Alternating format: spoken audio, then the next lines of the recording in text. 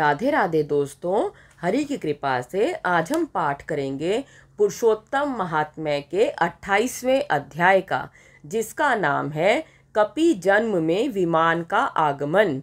श्री नारायण कहने लगे कि हे नारद, इसके पश्चात वह अत्यंत दुखों को भोग कर बंदर योनि को प्राप्त हुआ। पापों का नाश करने वाला एक सरोवर था जो देवताओं को भी दुर्लभ मृग तीर्थ नाम से विख्यात था। इसी तीर्थ में वह ब्राह्मण फलों की चोरी के पाप से बंदर की योनि को प्राप्त हुआ। नारद जी कहने लगे, हे प्रभु, करोड़ों पापों से युक्त यह बंदर उस तीर्थ में कैसे बसता रहा? श्री नारायण बोले, चित्रकुंडल नाम वाला कोई वैश्य था, उसकी तारका नाम की स्त्री थी। इन दोनों के पुरुषोत्तम मास करते हुए पुरुषोत्तम मास चला गया। पिछला दिन आने पर स्त्री सहित चित्रकुंडल ने अत्यंत प्रसन्नता के साथ उद्यापन किया और उद्यापन कराने के निमित्त स्त्री सहित वेद वेदांग को जानने वाले ब्राह्मण को बुलाया। हे नारद, वहां धन के लोभ से कंजूस ब्राह्मण भी पहुंच गया। जब उद्यापन विधि समाप्त हो गई तो चित्रकुंडल वैश्य ने स्त्री सहित ब्राह्मणों को अत्याधिक दान देकर प्रसन्न किया।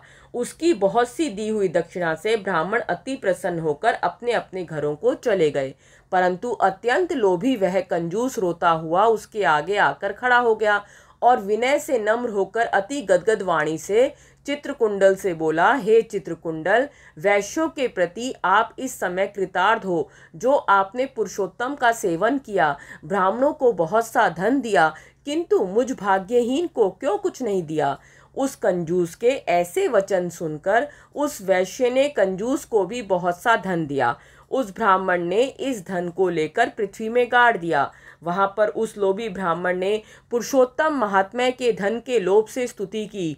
पूजा को देखकर पुरुषोत्तम जी धन के लोभ से स्तुति सुनकर प्रसन्न हो गए, जिसके फल से वह ब्राह्मण मृग तीर्थ को प्राप्त हुआ। वह तीर्थ जल वाला, घनी छाया वाला, मीठे मीठे फल वाले, पेड़ों से शोभित अत्यंत सुंदर वन था। श्री नारायण कहने लगे, हे नारद, जब श्री रामचंद्र जी ने समुद्र में पुल बांधकर रावण का वध कर दिया तो रावण के मारे जाने से ब्रह्मा, शिव, इंद्रादि सब देवताओं ने प्रसन्न होकर श्री रामचंद्र जी को वर मांगने के लिए कहा। तो उस समय रामचंद्र जी ने कहा, हे देवताओं, यहाँ पर जो शूरवीर वानर राक्षसों के हाथों मारे गए हैं उनको शीघ्र जीवित कर दो। इतना सुनते ही देवताओं ने अमृत की वर्षा करके सब वानरों को जीवित कर दिया। जीवित होकर सारे वानर जय जयकार कर उठे। फिर श्री रामचंद्र जी विमान में बैठकर चारों ओर खड़े हुए वानरों से कहने लगे, जहाँ जहाँ पर मेरे ये बहुत काल तक जीने वाले वानर बसेंगे, वहाँ वहाँ पुष्प फल वाले वृक्ष हो जाएंगे, नदी मीठे जल वाली हो जाएगी, शीतल सुंदर सरोवर होंगे। मेरी आज्ञा से तुम सब जाओ, तुमको कोई नहीं रोकेगा। हे नारद, फिर वह लोभी वानर पर्वत जैसा बढ़कर बहुत सी भूख और प्यास से युक्त होकर लोभी हो वन में विचरने लगा। जन्म से ही उसके मुख में पित्त की पीड़ा थी। उस पीड़ा से रात दिन उसके मुख से रुधिर बहता था और वह अत्यंत पीड़ा युक्त होकर कुछ भी नहीं खा सकता था। वह वानर चपलतावश श्रेष्ठ फलों को तोड़ता और मुख के निकट ले जाकर बहुत से फलों को फेंक देता। इस प्रकार नित्य प्रति निराहार रहते हुए देव योग से पुरुषोत्तम मास आ गया। उस मास में भी वह उसी तरह शीत वायु आदि से पीड़ित रहा।